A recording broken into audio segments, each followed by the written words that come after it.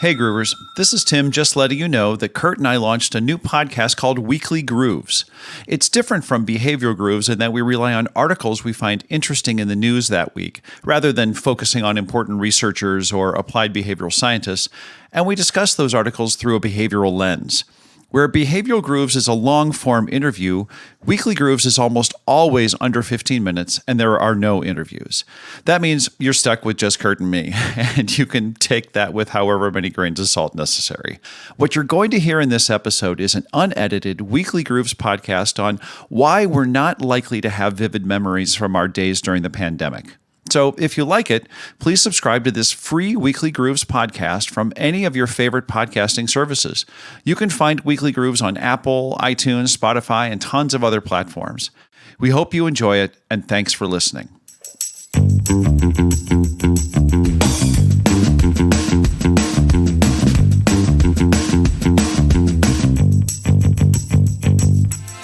Welcome to Weekly Grooves. My name is Tim Houlihan. And I'm Kurt Nelson. Each week, Weekly Grooves picks a current news topic and explores it through a behavioral science lens. We dig in to help you understand the psychology behind the headline. The specific topic may be current, but the insights are timeless. I like that. I like that a lot. That's great. Who wrote that? Yeah, you did. Which might be why you like it. Maybe it is. Okay, Tim. So what is the topic that we're going to be grooving on for this week? Shayla Love wrote an article for Vice titled, "You'll Probably Forget What It Was Like to Live Through a Pandemic," which I thought would be a great jumping off point for how we remember this time, but also on memory in general. I like that as well. So we are going to explore some of the facets of memory, particularly as it relates to memories that get shaped during a historically significant time. Yes, and in this article, Shayla points out that our specific memory of this time, even with all its heightened emotions and significance, will eventually become, as she calls, a blur. Like, to quote from the article, she says, "Those on the front lines, like healthcare workers, will remember it differently. They'll witness the toll on human life firsthand, and emotions like grief, fear, and anxiety will heighten their memories. But for those whose lives remain unscathed, who have the privilege of waiting out the weeks without much daily variety, this stretched out historical event isn't conducive to creating sharp, defined memories. Despite having conscious awareness of each moment now, a lot of it will slip away." Yes, a lot of it will slip away. So I think this is going to be really interesting and hopefully memorable for all of our listeners. Hopefully, yes. Okay, that was pretty bad. But are you ready to groove? It was bad, and I think I am ready to groove at that. All right. So, Tim, what is the first thing about this that really stands out? Memory is malleable. It's not a videotaped computer recording of life. It is a malleable, changing thing. And cognitive psychologist Ulrich Neisser really did a great job of exploring this with the Challenger explosion. Right. He was able to do this fabulous experiment where 2 days after the Challenger exploded, he went in and recorded their experiences and had them say, "What do you remember?" just 2 days later, and then came back to them 2 years later and asked them to recount their specific memories. And then he could compare the two. But most importantly, for me, the most important part of this experiment was, how confident are you in your memory? And guess what? People didn't do very well. No, on average, they scored less than 3 on a scale of 7 in their memory, and a quarter of them even scored 0. So they couldn't remember a lot of things about their everyday life, right? What was going on, who they were with, what was, where they were, various different things when this happened. And yet they were really confident about their answers. They were, I remember exactly, because it was really vivid in their mind. But that's because, as you said, our memory isn't a video recording. It is really this thing that gets reconstructed all of the time. Yeah. Plus, we're not very good at remembering just mundane things, right? It's much easier for us to remember novelty, vividness sticks out. These are important things that lawyers have figured out, years ago, right? That when they're doing a trial, it's important to have vividness in their descriptions so that things stick. Yeah. Otherwise, the mundane facts, the numbers, the times, these kind of things really just add to the mundane and not to vividness. Yeah, and the quarantine, the life that we're living through for the vast majority of us right now is pretty mundane. There's not a lot of variety. There's not a lot of really vivid things that stand out. Maybe some feelings and other pieces, but your day-to-day activities are pretty mundane. So they're probably going to not last the test of time from a memory perspective. Now, there's another aspect of this, which is in order for a memory to actually be a memory, it needs to be encoded in our brain. And so to your point, it needs to stick out. We need to actually pay attention to it. We need to notice it in order to be encoded in short-term and then into long-term memory. Yeah. So, I know I watched a bunch of TV shows last week, which at the point were actually encoded into my short-term memory, but obviously they did not have enough to be encoded into my long-term memory, or not really vividly. And so they're hard to remember. Having what did you eat for lunch 2 months ago on a specific day? Most people can't remember that because it's too mundane. No, tuna salad. I can tell you it was tuna salad. Tuna salad. Now, if it was a special occasion, if it was going out and being with a long friend who you haven't seen in years and you go and meet lunch, you can maybe remember that because it's connected to a more vivid, powerful, emotive element. One other piece that I think is really important in this is that we reconstruct our memory from bits and pieces, and we fill in those holes. So, for instance, going back to the memory with that long lost friend of a lunch, right? And you remember that memory, and maybe you remember what you ate, but you don't remember what you ate as a plate of food, floating in midair. You have to put that into a context. Right. And so you may not actually remember the table, but you have this idea of what a restaurant table looks like. So that plate of food gets put on potentially a table that may not be the real table that was there. The silverware that you use might not be the actual silverware, but a representation of that silverware, because you have to fill in those holes with something. And then that becomes your memory. And over time, which I think one of the things that you really think about memory is that you're not remembering the actual event, you're remembering the memory of that actual event. Yeah, which I think is just fascinating that that's the way that our memory works. That's the actual neuroscience that drives and supports memory at all, is not the remembering of the initial event. It is just this recalculation of the last time that we remembered it. And sometimes it's really good. Sometimes there's real clarity that does link to the original experience. But even when it's not, we still have a high degree of confidence that what we're remembering is the actual event.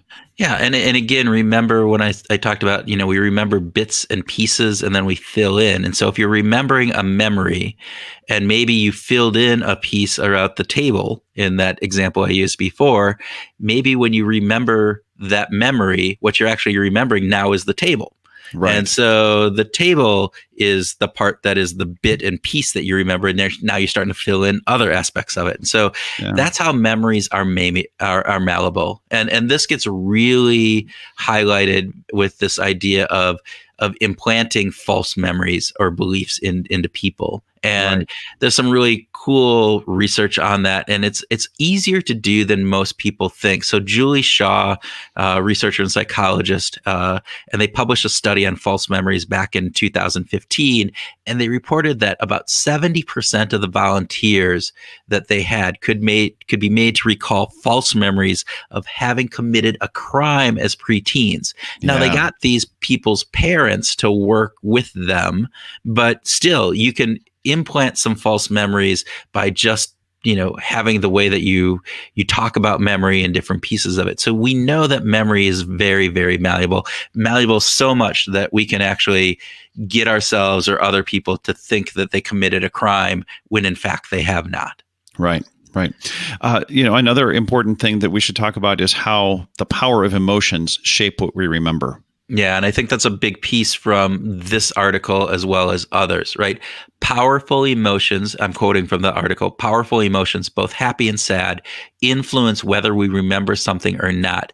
This means each individual has specific and unique emotional instances that stand out. Yeah. Well, that also means that the emotions can actually distort the memory, right? Because we're not going to remember every detail. And Daniela Schiller did some great work at Mount Sinai in New York City on this. But when she was talking about, if you see someone holding a gun, you'll remember the gun in exquisite detail, but you might not have any idea what color the building was, or what you were wearing, or what anyone else was wearing. There's a whole bunch of things that we're just going to leave out. Right. That emotion tends to really focus us in on certain things. And so again, in this time of pandemic, if you're on the front line, you'll probably have some really vivid memories of patients and what's going on, and some of the highly stressful or highly joyful, maybe when a patient recovers and they get to go home or whatever that would be. For the rest of us, we don't have those very emotional things. And if we do, again, that focus around that will be very specific to that and maybe shaped or distorted by that memory. Yeah. As a thought experiment, I thought Danny Kahneman teed up memory in a really great way when he talked about coming back from a 2-week trip to Antarctica with his wife, or a week-long trip. And he said, so there were hours and hours and hours of being awake on the ship, getting to Antarctica, being on it, coming off, all this kind of thing. And he said, if I were to try to tell you everything that I remember from that week-long trip, I might be able to talk for an hour or 2 hours maybe. Yeah. But that's a very small condensation of the total trip. If you could remember everything, then you would probably talk for 7 days. Oh my gosh. Yeah. It would be a second by second reiteration of everything you've gone through, but that's not how memory works. Yeah. And what's really interesting there is we think we capture everything again, and we don't. And so in times like this, we will remember bits and pieces of our day-to-day experience. But in the end, a lot of them will become a blur. They will merge. Some key highlights might stick out, particularly those ones that get repeated and told over and over again. So again, going back to maybe the Danny Kahneman story, when he recites that to other people, when he talks about that, he talks about probably certain moments within that trip. Exactly. Those are the pieces that he talks about, and probably talks about those over and over and over. And so they get reinforced. The neural pathways to those memories get stronger. The ones that don't get reinforced don't get stronger, and at some point may actually just disappear. And I think that's part of that losing that memory as well, is we tend to bring in those pieces that we talk about and we reflect back upon. Even if we don't talk about them, we reflect back upon certain times and moments, and we don't reflect back on those other pieces. Okay, Kurt. So if we want to remember what it was like during the crisis, what should we do to improve our memory at this time? Well, first we need to determine if we want to remember anything about this or not, right? Okay, fair enough. I'm being a little bit facetious, but there's a really part about this. There's an evolutionary defense mechanism for why we don't remember everything, and particularly some of the negative elements of our lives. We discount those in our memory pretty well. So pick out what you want to remember, and then different things about that. One way that you can help in that memory is to write in a daily journal, right? Record these moments, write down what happened after the Challenger exploded, and have that. I remember living through that. I have a memory of it. Is it real or not real? I have no idea. I think it is. But if I had a journal of that time, I could go back to that journal and reference that journal and go, oh yeah, wait, I remember I wasn't actually, in class. I was in my dorm room when it happened, et cetera. Mm-hmm. You could take pictures. You could actually just take pictures as a memory. It's great to have that visual cue, which brings in a lot of context. Doesn't fill in the whole story, but it actually fills in some of the context for you. Right. I mean, think about if you took a picture of that with your friend eating that dinner or that lunch, right? Then you would have an actual picture of the dinner table and of the place, the silverware and different things. And so you can go back and that will then be reinforced because you've seen it more and more. And visual cues really do help memory. I think the other piece of this is the things that you want to remember. Pay deep attention to those things that you think are important. Make them emotionally salient. So we often go through life just coasting, not really focusing, not paying attention. But if you really focus and concentrate on things, I think that's important. And I'll refer to the story. So my wife, Erin, and I, when we got married, right? A big, highly emotional celebration, all of these things. And again, I can remember a lot because we have pictures of that time and other things, but there's a moment that sticks out. And it's this moment where Erin and I just stood off to the side and we both said, just visualize this in our head. Now, I know I can't visualize things very good in my head because I have aphantasia, but that's a whole separate side. But lock this into our memory, lock this moment into our memory. And it is one of those pieces, both Erin and myself, when we talk about our wedding, that is part of what we remember. And we remember it, I think, to the most part, pretty well. Cool. That's very cool. Okay. Shall we recap? Yeah, let's recap. Okay, so we're not good at remembering. And although we're living through these unprecedented times that in 5 or 10 years, much of this is just going to be a blur. So research from other historical moments from the Holocaust to the Challenger explosion, 9/11, they all confirm that we will just not remember as much as we think we should about this time. Part of this is because memories are malleable. That memory is not like a video recorder. Each time we remember something, we reconstruct that memory from bits and parts and are filling in the blank places to make it cohesive. Over time, if memories are not often repeated or deeply encoded, i.e. highly emotional, they can be forgotten. And emotions shape our memories. Highly emotive experiences are just remembered more. However, they may lead us to focus on one aspect of the experience and possibly disregard the rest. Finally, if you want to remember this time more fully and completely, you can do some things to help. First, keep a journal or some log of this time, writing it down and saving it for posterity so you can refer back to it later. Second, take pictures and or videos of this. Visual cues really help us remember. Third, focus on those things you want to remember. Really concentrate on the particular aspect of whether that is a feeling, a specific moment, a particular detail. And by focusing attention, you deepen the encoding on that goes into your brain. That wraps up this week's Groove, and we appreciate you listening and hope that you enjoyed this and found it useful. If you did like it, please share it with a friend and leave us a review. We so appreciate you listening. So go out and have a great week.